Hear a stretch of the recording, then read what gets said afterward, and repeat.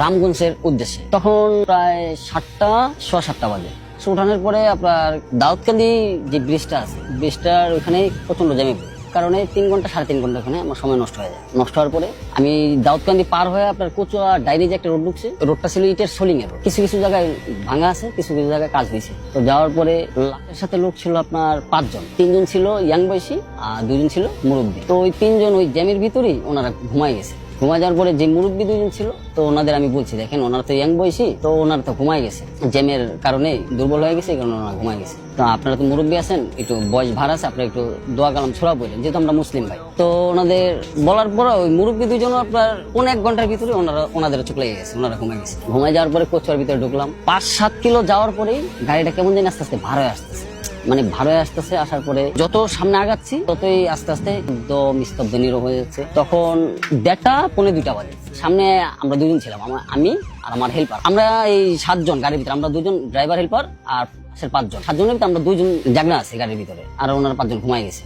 যাওয়ার পরে তখন আর কি আমার চোখে হালকা হালকা একটু ঘুম ভাব। তা আমি তো ভাই ড্রাইভার, আমার তো আর ঘুমাইলে চলবে না, নিজের ভিতরে হিম্মত রেখে গাড়ি চালাই। যাইতেছি কিছু দূর, কচুয়ার 7 কিলো পার হওয়ার পরেই মানে আপনার বাম পাশে হচ্ছে খাল, মরা খাল, পানি নেই। পানি যদি থাকে আপনার এতটুকু পর্যন্ত পানি, এতটুকু পর্যন্ত কাদা, হ্যাঁ হাঁটু পর্যন্ত কাদা। ডান পাশে হচ্ছে আপনার কৃষকের আবাদের ক্ষেত, বিভিন্ন রকম কৃষক আবাদ করছে। এই 5-7 কিলো যাওয়ার পরে ভাই দেখে রাস্তায় সারিবদ্ধ ভাবে ঠিক এক দূরত্ব 6টা-7টা মাছ। ফার্স্টে মানে মনে করলাম নিজের ঘুমের চোখের কারণে সম্ভবত এটা ব্যাং হইতে পারে। তো ভালো করে তাকায় দেখি যে মাছটা হচ্ছে ভাই কালীবাউস মাছ আছে না, যে যেমন আর কি চিনে ভাই, আমরা ঢাকায় বাসা আমরা চিনি ভাই কালীবাউস মাছ, ওই নলার মতনই কালো করে কালীবাউস মাছ। তো আমার হেল্পার বলতেছে ভাই মাছ তো আমিও দেখলাম, এই হুট করে এই নির্জন রাস্তায় রাতে 2টা বাজতেছে, কোত্থেকে আসলো। পরে মনে করলাম যে মনে মাছের গাড়ি থেকে মাছ পড়তে পারে, তার ওটা কেয়ার করলাম না। আমরা আমাদের গন্তব্যস্থলে আগাইতে শুরু করলাম। 1-1.5 কিলো যাওয়ার পরে এক সারিবদ্ধ ভাবে দেখি 10-12টা মাছ। তখন আমার বুঝতে বাকি নেই, দেখে এখানে আমার সাথে উল্টা পাল্টা কিছু যে ঘটতেছে না। মাছগুলা কি জীবিত?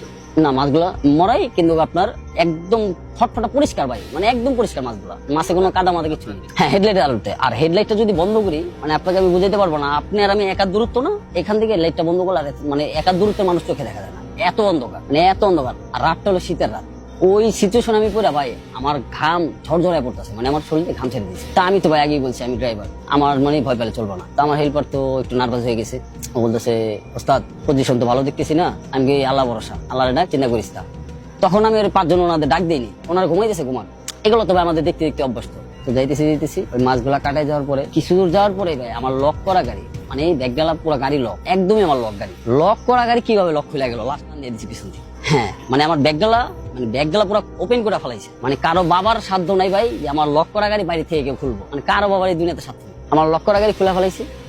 তখন তো ভাই অবস্থা পুরা খারাপ। ওই লাস্ট যারা আসলে 5 জন, ওনারা তো হাও মা করে চিৎকার দিচ্ছে, চেঁচামেচি করে। তখন আবার আমি একটু মানে আমি নিজেই ওনাদের একটু রেগে গেলাম যে আপনার পাস পরে নাই, আধা হাত কি একটা মানে একটু বের হয়ে গেছিল, পাটা একটু ঝুলে গেছিল, স্ট্রেচার থেকে একটু ঝুলে গেছিল, মানে ব্যাগডালা যে টান দিছি ভাই। আমি তো সামনে, আমি ড্রাইভার, আমি সামনে, আমার কানের এখান থেকে মনে হয় যে একটা বাতাস বেরিয়ে গেল, মানে সাঁ করে একটা বাতাস বেরিয়ে গেল। হুট করে কি হলো, পিছিয়ে তাকায় দেখি আমার ব্যাগডালা খুলে গেছে, অটো লক করা গাড়ি, হ্যাঁ খুলে গেছে। পরে ওনাদের সাথে আমি চেঁচামেচি করে উঠলাম যে বারবার বললাম যে আপনারা দোয়া কালাম পারেন, সূরা পড়েন, দোয়া করেন, তার কাছে একটু দোয়া পড়েন। আপনারা ঘুমায় গেছেন, আপনারা যে 2 জন মুরব্বী ছিলেন আপনারাও ঘুমায় গেছেন, আপনাদের একটা দায়িত্ব আছে না। আমার হেল্পারে তখন বললাম যে তুই নাম, যা ব্যাগডালাটা লাগা।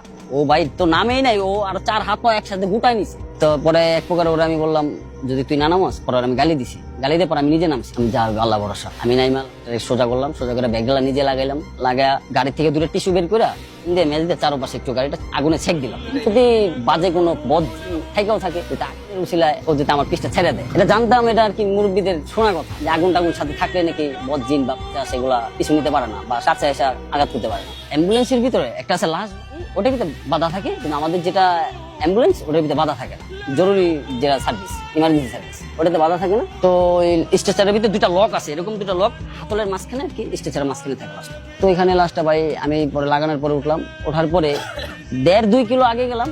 আগে যাওয়ার পরে হাতের জঙ্গল থেকে বামে যায় একটা খালের ঢাল আছে না, জঙ্গল থেকে কালো একটা কুচকুচে বিড়াল উঠছে ভাই, একদম কালো। আমার লুকিং গ্লাসে দেখি ও আমার সাথে চাক্কার সাথে সাথে আমার গাড়ি ওরা নিয়ে চলতেছে, ও দৌড়াইতেছে। পরে আমার হেল্পারে বললাম যার একটা ধাওয়া দে। তো আমার হেল্পার বডিতে থাপ্পড় দিয়া গালি দিয়া বিড়ালটা ধাওয়া দিল, তাও বিড়ালটা যাইতেছে না যাওয়াতে কি করলাম, আমি বামে চাপ দিলাম, রানিং গাড়ি বামে চাপ দিয়া ফুস করে ধাওয়া দিলাম, ওর মতন চলে গেল।